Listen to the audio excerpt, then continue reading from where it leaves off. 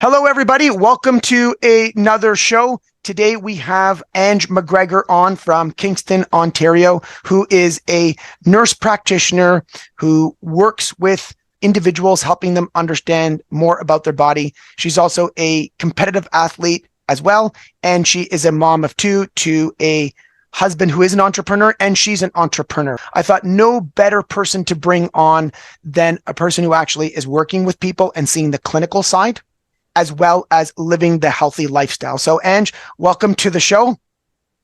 And thank you for taking time for today for coming on. Thank you for having me. I'm excited. Ange, tell us a little bit about how you got into your industry of becoming a nurse practitioner and why you opened up your own clinic, which you've told me you've been in business for about 3 years. How did you get there? Yes. Yeah, you got it. If we go back to kind of my previous experience, I've been a registered nurse for over 20 years. During that time, I've worked in lots of different areas: labor and delivery, diabetes, surgery, primary care. You've got it. I've worked a lot of different areas. I worked in primary care more recently before starting my own business at family doctors' offices. I saw anything and everything. Patients came to me for multiple concerns or issues. And often those clients already had multiple comorbidities. During that time, I had about 15 or 20 minutes to see that patient and to figure out what was going on and really just to treat the symptom. I really didn't have time to go into the basics: sleep, stress reduction, exercise. And we know that a lot of those basic things can prevent chronic disease. But I really didn't have time to go into that. It really felt like kind of a Band-Aid solution where I would write a prescription, send them on their way, and go on to the next patient. And so I really didn't feel good about myself at the end of the day. As cheesy as it might sound, I went into nursing to help people and to feel good and to make a change in people's lives. And I didn't really feel like I was doing that.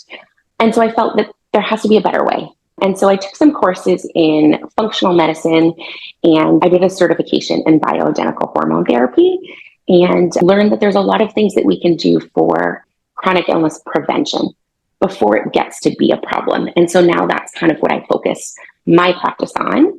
I see a lot of clients that come to see me just for wellness, overall wellness visits. A lot of patients might not have a family doctor, so that's one of kind of the reasoning that they want to come and see me. Most of the time, clients are coming because they want to be healthy. They want to feel good. They want me to investigate and to look at things that could potentially be kind of like a warning sign for disease. And yeah, we work together on lifestyle changes for sure. Sometimes I uncover a diagnosis and they do need to be treated, or maybe they need to be referred. But yeah, I spend 60 to 90 minutes with my clients now instead of 15 minutes. And So what are the most great. common complaints that you would see from a client? So if you think about your last 3 to 5 clients, what are the most common themes that they're coming in with as complaints? For sure. So people who come to see me know I do hormone therapy. For sure, I see females with symptoms of menopause and perimenopause. Absolutely, that's really common. Fatigue, low energy, definitely really common. And then I would say another really common one is I've gained weight over the last little while. I haven't done anything different. I'm having a really hard time losing weight. It's refreshing to hear that, because in our office, when we do our stats, it's the same thing. It's going to be more energy, digestion, and body composition, right? Those are the top 3 things. It's good. It's refreshing to hear that the person listening to this has the opportunity to understand that they're not alone with those everyday complaints, and that there's people out there who are able to help you kind of make those changes towards feeling better. And what age group are you generally seeing your female clients in? Yeah, so for females, I would say anywhere from 40 to 55, probably. Yeah. And so you are seeing the same thing that we probably see, is that younger females are coming in with more hormonal symptoms at a younger age. Yeah, absolutely. And so what are some of those symptoms that you're seeing? Definitely, hot flashes is a big one. For some women, they can be really severe and really, troubling to them. Sleep, it interferes with sleep, difficulty falling asleep, staying asleep. A lot of them will talk about, this weight gain around the midsection that they didn't have before. When they come and see you, what type of testing do you do? Is it blood work? Is it lifestyle? Do you get them filling out a questionnaire? What are some of the tools that you use to make these assessments before giving a recommendation? Yes, all of those things. Absolutely. I'm going to go into, the history of the concern. When did it start? What have you tried? Has anything improved it? I'm going to do blood work. I do a full panel of hormones, biochemistry, inflammatory markers. And I like to look at all of that. And then I will go through that with them, line for line. Why did I choose to test that? What does it mean? And then we'll go into treatment. Treatment potentially is going to be hormones, for sure, for a lot of my clients. But treatment always goes back to lifestyle choices. We always talk about sleep. We always talk about exercise. We always talk about healthy eating habits. And I like to put a lot of that onus back onto the client. Sure, I can give you hormones, and yes, I will probably get rid of your hot flashes, but it's not going to change anything else if you don't make those changes yourself. When you say you do a hormone panel, I think there's a lot of confusion around that. What does that mean? So if I walk into my doctor and say, can I get a hormonal panel? And if they say yes, what are some of the markers that you're checking on your panel that will give people more insight? Yes. So in terms of hormones, I'm going to look at, depending on the person and the complaint and kind of where they are, I'm going to check, estrogen, progesterone, testosterone, a full thyroid panel. So not just a thyroid stimulating hormone, which you would often get from your family doctor if you go in and complain of fatigue. But I also look at the specific thyroid hormones themselves. So the T3 and the T4, thyroid antibodies. I might look at cortisol. So the stress hormone, I don't do that on everybody, but that might be something that I would look at as well. Gotcha. So you're going to check their full hormones, plus you'll check their inflammatory markers as well. Now, yes. Based on your experience, because obviously you're going to do a client, let's say day one, right? And then you're going to see that you're probably going to recheck in 6 months. What are 3, minus the hormones that you've given them, right? Because I'm sure there's some candidates that you've worked with that don't qualify for hormones right away, right? What are some of 3 lifestyle factors that you've given them that has helped improve their hormonal function? Right? Because if you do the blood work in the beginning and at the end, there's going to be some lifestyle factors that I'm sure you're commonly recommending that you just see big bang for the bucks with all of your clientele. Could you share with us those 3 lifestyle factors? Yes. I would say first and foremost is sleep. Sleep hygiene, we go deep into. Obviously, small things like going to bed at the same time, waking up at the same time every day, getting rid of alcohol, or at the very least, limiting alcohol intake. Most of us don't realize that alcohol is a stimulant. It might help you to fall asleep, but it's not going to help you to stay asleep. You're going to wake up in the middle of the night, or you're going to wake up a lot earlier. Alcohol can increase hot flashes as well. So if you're trying to deal with hot flashes, getting rid of alcohol can really help. Not eating a large meal close to bedtime, limiting caffeine intake and having it only in the morning, decreasing fluid intake close to bed so that you're not waking up in the middle of the night to go to the bathroom. Sleep for me is number 1 because that's going to translate into everything that following day. If you're not getting good sleep, are you going to feel really energized? Are you going to get to the gym? Sleep for sure. The other thing, for hormones is food quality and what you're putting in your body. We want to limit, highly processed foods. We want to limit packaged foods with plastic and all of those kind of endocrine disruptors that are going to affect our hormones. And then the other big one for everyone is, of course, going to be exercise and moving your body. Yeah, all of those things. Those 3 things are top for sure. Do you use any tools for tracking sleep so that clients can learn more? Which tool do you recommend the most? For sure. I mean, a lot of my clients have, sleep trackers. They have a watch, whether it be a Fitbit or an Apple Watch. I really like the Oura Ring for sleep tracking. I mean, if that's in their means to go out and purchase, I would definitely recommend something like that for sure. The reason why I bring that up is because all of my clients who got an Oura Ring actually have cut alcohol before I even have to recommend it, because they can actually see their heart rate variability. They can see their quality of sleep actually drop, right? And I think it Yeah. was very eye-opening for them because we can tell them these things, but once they have some type of tracker that they can invest into and see the difference, it's there. Because the reason why I'm saying that is because I believe everything you just said is so impactful to someone's changing of their hormones. And sometimes having a tracker and actually seeing it helps provide the data for them, right? And they're so good in terms of providing that data. So yes, sleep is important. And anytime clients get a tracker, they will be able to see all those things you said, how their sleep scores improve, if they wake up at the same time, go to bed at the same time, if they don't eat a big meal before bed, if they don't cut out alcohol, even blue light, you can just see all the differences with it. With those changes that you've made, what are some of the dietary changes you've recommended them? So what would be 3 specific changes that if you could give all the females out there who are between 40 and 50, what would be 3 specific nutritional changes they should make today that would benefit their hormones? Yeah, so I would say, especially for females that are in that perimenopausal stage or nearing menopause or postmenopause, protein. Women don't get enough protein. We want to make sure that we're getting protein with every single meal, every snack. I don't love for, those women as well, intermittent fasting, right? We want to have regular meals throughout the day so that our body is not stressed and not looking to hang on to those calories when we do eventually get them. Trying to get whole foods more often. So a really easy way to do that is when you go grocery shopping, try to stick to the perimeter of the grocery store. Don't go down all of those aisles where all of the packaged foods and whatnot are. You don't have to be perfect, but small changes consistently over time can make a big impact on your health, on your hormones, and on your weight. And then making sure you're getting enough fiber. Again, we typically don't get enough fiber. We should be getting anywhere from 25 to 35 grams of fiber per day. And going back to tracking, I mean, if you're willing to track your food and put it into something like a free app like MyFitnessPal, you'll soon realize that, I'm actually not getting enough fiber.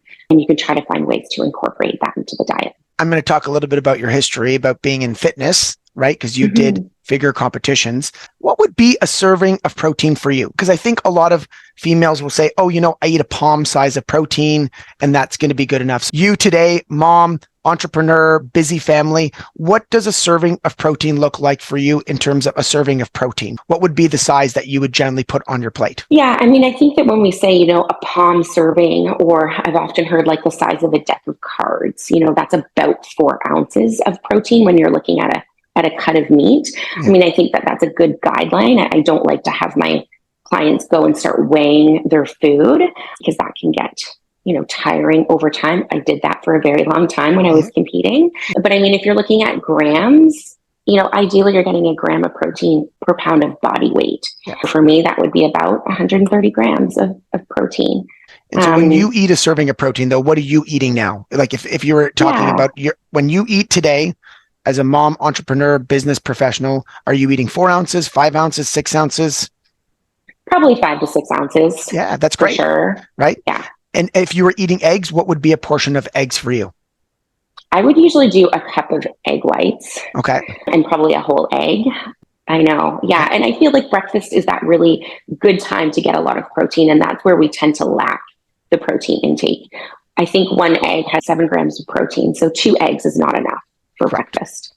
Yeah. Okay. So that's good. I love the insight. And I think that people need to hear that because we'll always say, I just eat 4 ounces. I said, no, you got to eat 5, 6, 7 for your body weight, your height, your performance, your activity, the level of stress, your current condition of metabolic syndrome. And you're like you were talking about before, the core morbidities. People are looking at generic recommendations. And then when they sit down and they get a personalized recommendation, like, that's so much. Well, yes, based on your complaints, the fact that you have no energy, the fact that your body fat's over 25%, you have joint pain, you're not sleeping properly, you're going to need a higher level of protein in the beginning to kind of get things moving here and then we can start to move to the more maintenance stuff. But if we want to get the body moving, that you're going to need a lot more protein.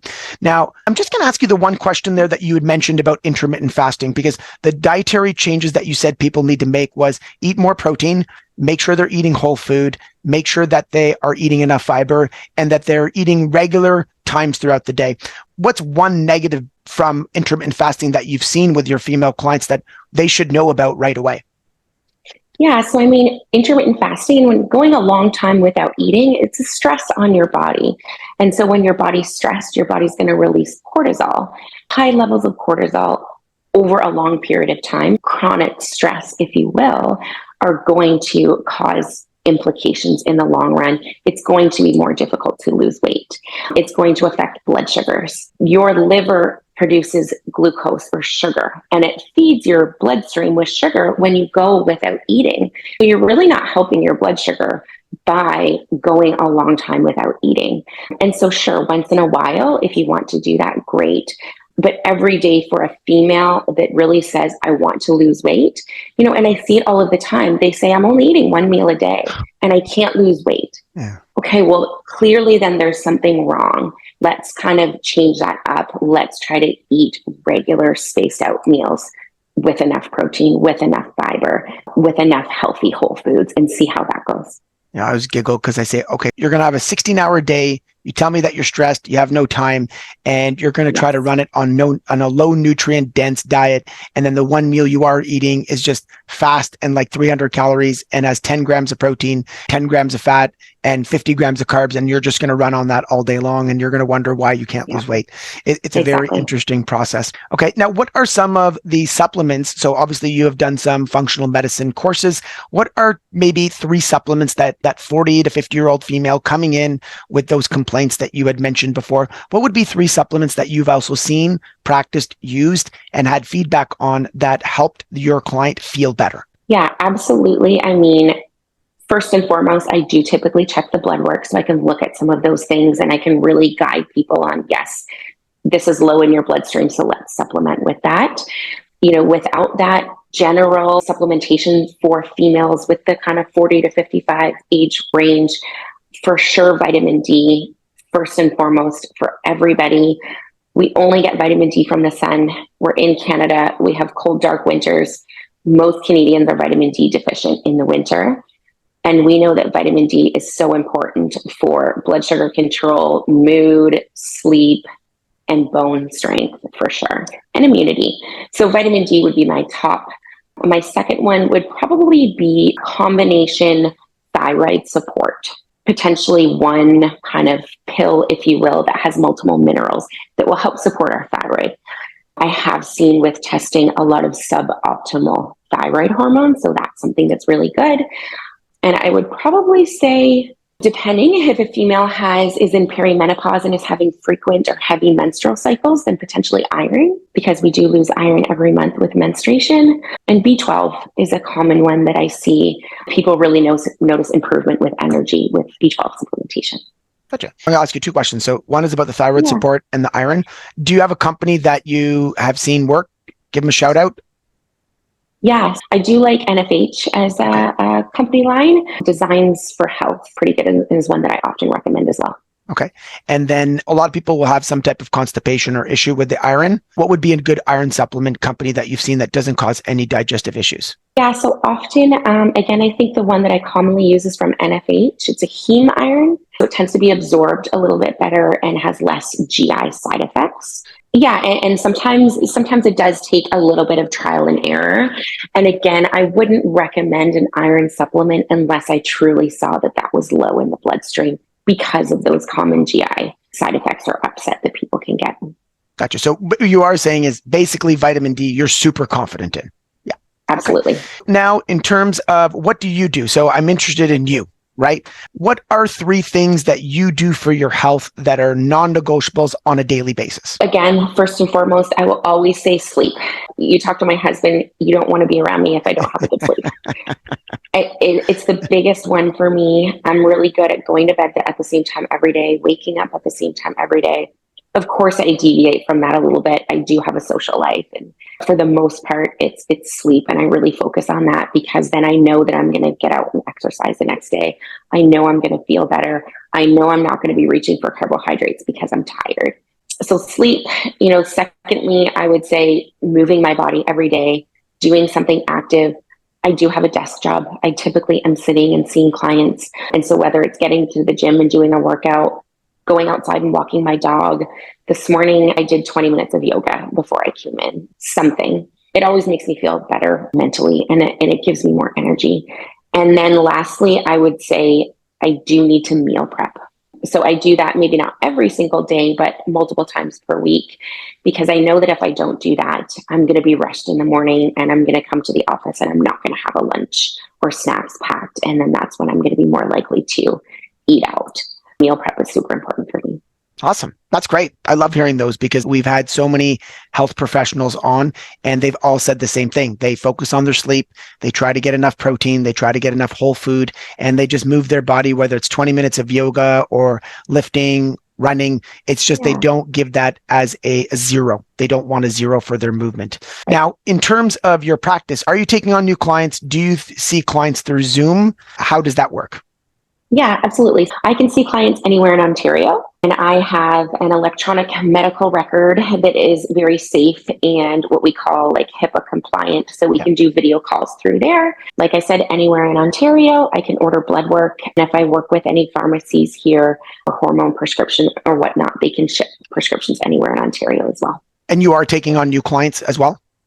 Yeah, absolutely. So that's great, because we'll have you on we'll put you at the bottom of our YouTube page so people can get a link of you. So where can people get a hold of you?